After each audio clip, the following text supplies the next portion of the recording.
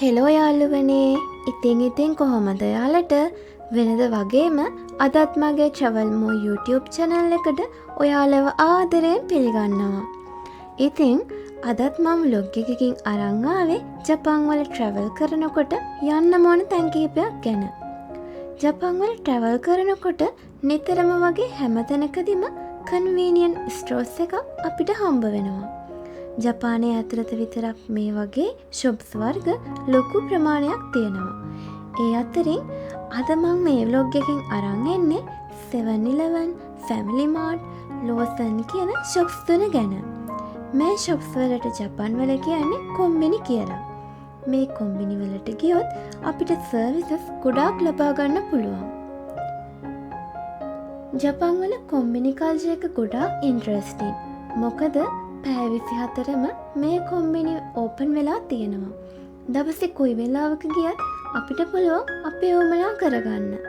7-Eleven, Lawson, Family Mart මේ කොම්බිනි වර්ග තුනම එකම විදිහේ පෙනුමක් තියෙන නිසා මම තනි වීඩියෝ එකකින් ඔයාලට අරන් එන්න හිතුවේ එක්ස්ප්ලේන් එක වගේම මේ වීඩියෝ එක බලන ඔයාලට ඒක පහසු වෙයි කියලා. එහෙනම් කොම්බිනි ඇතුළට ගිහින් බලමු කොහොමද ඇතුළ තියෙන්නේ කියලා.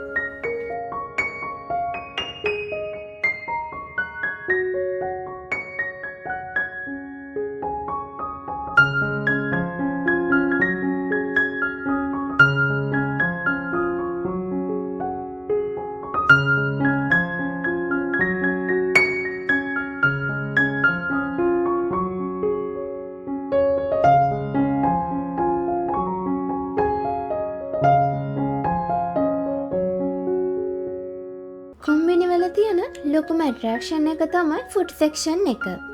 මෙතන ready to eat meals ගොඩාක් තියෙනවා. ඒ අතරින් ප්‍රධානම දේ තමයි ඔනිගිරි කියන්නේ. ඔනිගිරි කියන්නේ ජපානයේ මිනිස්සු වැඩිපුරම කැමට ගන්න දෙයක්. ඒවා විවිධ රසවල් විදියට ගන්න පුළුවන්. සමහර ඔනිගිරි ඇතුලේ චෝටි කරි වගේ දෙයක් තියෙනවා. තවත් සමහර ඔනිගිරි බිත්තර, ටූනා මාළු වගේ දේවල් මික්ස් කරපු විදියට හදනවා. සාමාන්‍යයෙන් මේ වගේ ඔනිගිරියක් වෙන්නේ yen 100ක් 200ක් වගේ ප්‍රයිස් එකක්. මේවා අපිට කැෂියරට කියලා වගේම අපිටත් පුළුවන් සෙල්ෆ් මයික්‍රෝවේව් යූස් කරලා රත් කරගන්න. ෆුඩ් සෙක්ෂන් එකට තවත් තියෙන දෙයක් තමයි බෙන්තෝ මීල් බොක්සස්. මේවා තමයි ජපාන් මිනිස්සු ගොඩක් වෙලාවට තමන්ගේ දවල් කෑමට වගේම රෑ කෑමට එකතු කරගන්නේ. ඒවත් එක එක රසවල් වලින් තියෙනවා. බෙන්තෝ, චීර්ද බෙන්තෝ, පැස්තා, සූප් වගේම ගුරුතන් කියලා වර්ගයකුත් තියෙනවා. ඒ වගේම සැලඩ් වර්ග ගොඩකුත් තියෙනවා. මේවා සාමාන්‍යයෙන් yen 400ක් 600ක් වගේ තමයි වෙන්නේ. ඊට පස්සේ ගත්තොත් තියෙන්නේ නූඩල්ස් වර්ග. ජපානයේ නූඩල්ස් වලට කියන්නේ රාමෙන් කියලා. ඒ අතරිනුත් වැඩිපුරම ප්‍රසිද්ධ කප් රාමෙන් වර්ග. මේවත් එක එක රසවල් වලින් අපිට ගන්න පුළුවන්. මේ වගේ බිල ගෙවලා ඉවර වෙලා අපිටම උණු වතුර කප් එකට දාගෙන එතනම හදාගන්න පුළුවන් වෙන්න හොට් වෝටර් තියෙනවා. yen 150ක් 300ක් වගේ තමයි වෙන්නේ. කොම්බිනි එක තියෙන තවත් මේන් ෆුඩ් එකක් තමයි සෑන්ඩ්විචස්. සෑන්ඩ්විච් වලත් ෆ්ලේවර් එක රසවල් ගොඩකින් තියෙනවා. මේ සෑන්ඩ්විචස් එකකුත් yen 200ක් 400ක් වගේ තමයි වෙන්නේ.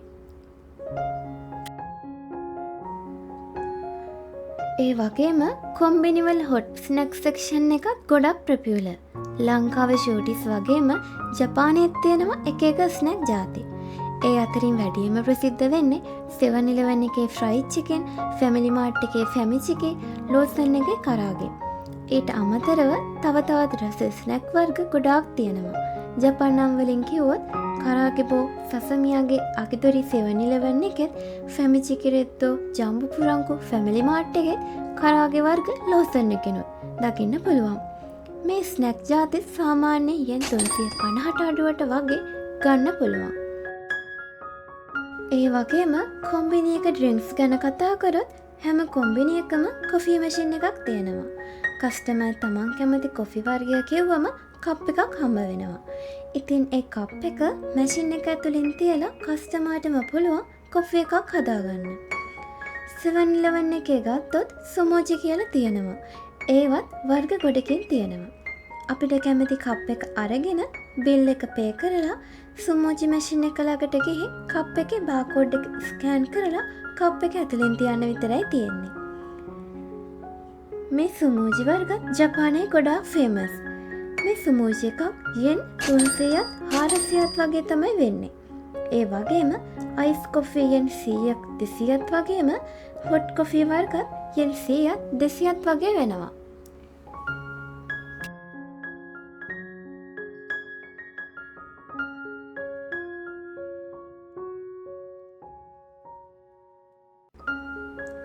මීට අමතරව ඩ්‍රින්ක්ස් ගත්තොත් සෝෆ්ට් ඩ්‍රින්ක් විදිහට හම්බ වෙන්නේ ඔරේන්ජ් ජූස්, ටී වර්ග, රෙඩ් බුල් වගේම තවත් කොෆි බොටල් තමයි. ඒ වගේම ගොඩක් ෆ්ලේවර් වලින් බීම වර්ග තියෙනවා. තව බියර් වර්ග, වයින් වර්ග වගේ ඇල්කොහොල්, සිගරට් වගේ දේවල්ත් කොම්බිනි වල තියෙනවා. සාමාන්‍යයෙන් ජපානයේ ඇල්කොහොල්, සිගරට් වර්ග මිලට ගන්නව නම් වයස අවුරුදු 20ට වඩා වැඩි කියලා තහවුරු කරන්න ඕන.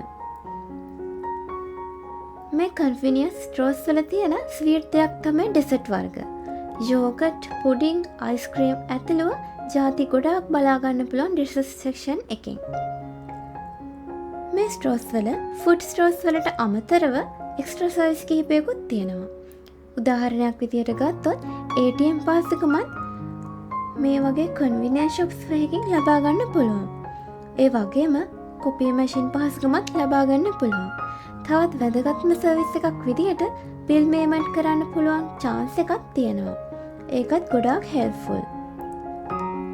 පෞද්ගලිකව ගත්තොත් ජපාන් convenience stores experience එක amazing. food quality එකත් good. ඒක නිසා convenience stores වලින් ජපාන් අය වගේම පිටරට අයත් හැමදාම වගේ meals වර්ග මිලට ගන්නවා.